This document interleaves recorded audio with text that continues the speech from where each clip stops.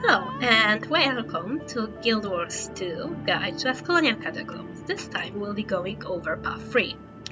Now, as a general tip for you, if you are having problems with your build and you feel like you don't really know what to do with the skill tree in here, that isn't rolling properly, thank you, and you don't know what to do with it, you can refer to sites like Meta Battle or Snowcurl, and those sites will help you figure out your build.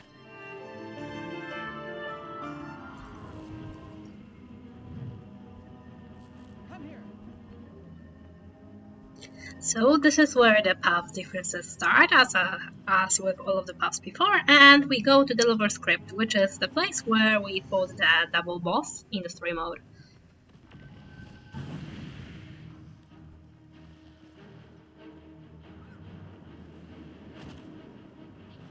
As always, remember to not fight the cave troll if you encounter it, for the sake of your party and its sanity.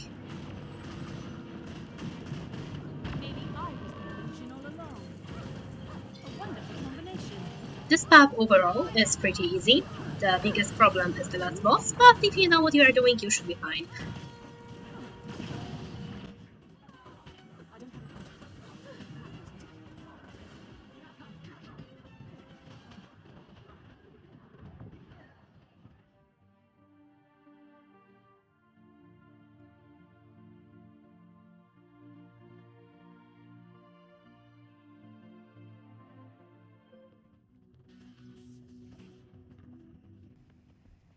Now, Ravening burrows will spawn around every 10 seconds. They always spawn in the same order, but there is no use remembering it. So, what is recommended for you to do is for your party to stay together and destroy the burrows as fast as possible. Do not concern yourselves with the spawning gravelings, because they are not that much of a problem. The problem is where you don't destroy burrows fast enough and you get overrun. Other than that, it's pretty easy. So just destroy burrows and you will be completely fine.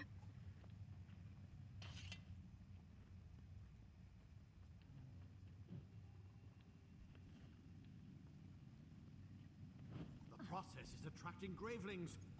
Well, stop them! Like I said, this part is easy. The only problem with it is it's long. It takes a while. If you can also place your targets on the burrows, so every player in the party knows where they are supposed to go.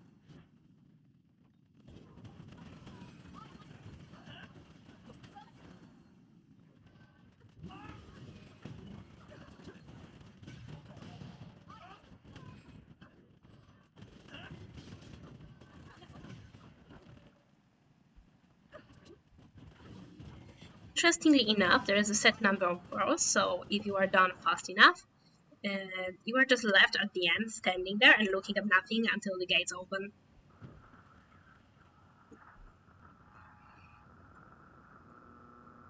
A veritable bounty of ecto-undeath distillate. Now, to make us ghosts. This is once again part when you can just run through, so just completely ignore the spiders. Your level doesn't matter. As long as you run and dodge, you should be completely fine.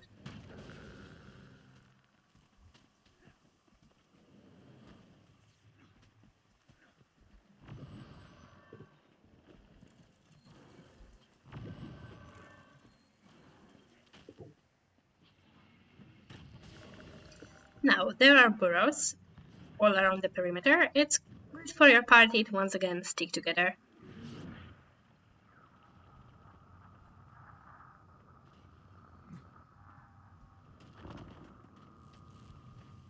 Thank the gods. You must be the reinforcements. The first one is here, and you know, just go together with your party and destroy them all. Once again, stacking is recommended because from those burrows, as you can see, they are much bigger than the ones before, much more grain will spawn, and if you get caught up with getting stunned by the elite ones, you might find yourself in a pickle. So just stick together and kill them all to death.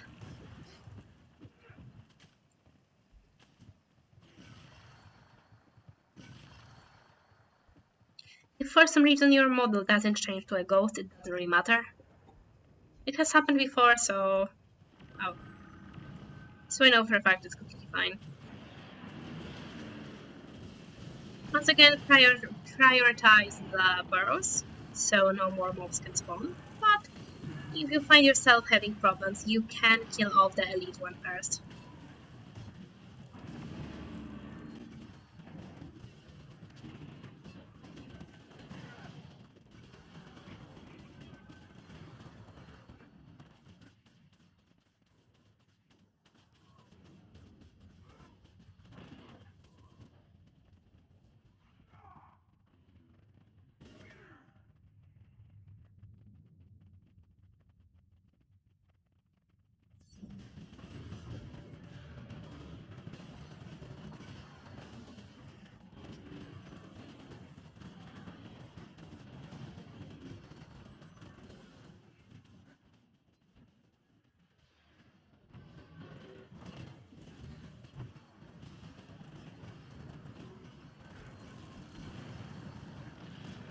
Once you're done with burrows, it's where the actual problem with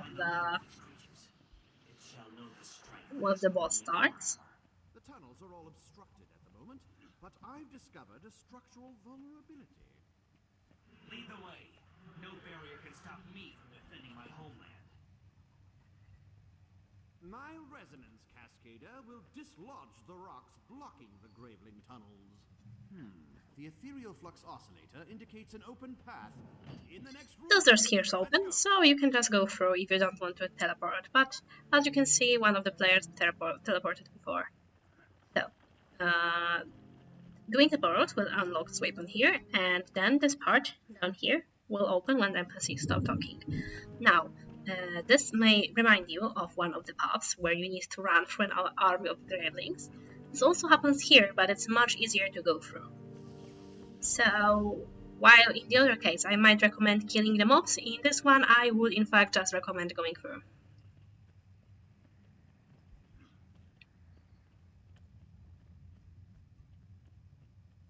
Now I will take a skill that reflects projectiles. If somebody in your party has it, I would recommend taking it because once the boss is honestly overall easy. The problem is that once in a while it makes an earthquake attack where many stones fall from the ceiling.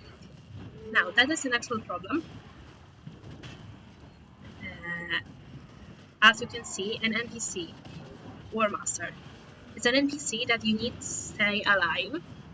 He will, during the stone attack, make a dome that you can use to block the projectiles. So try to keep the NPC alive and then stay close to it during the battle. Of course, as you can see, I also have the skill that reflects projectiles, like I said before. So you can also use this one if you are in desperate need of one. But, well, they are on cooldown and the NPC is a much better guarantee.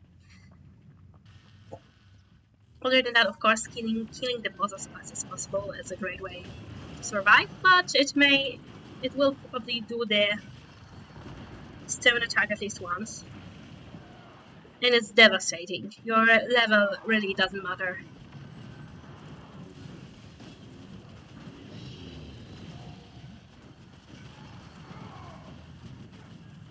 The attack is happening now, and as you can see, there is a dome above us. That is the War Master's dome. It protected us from the attack. So yeah, this is why you need the NPC alive.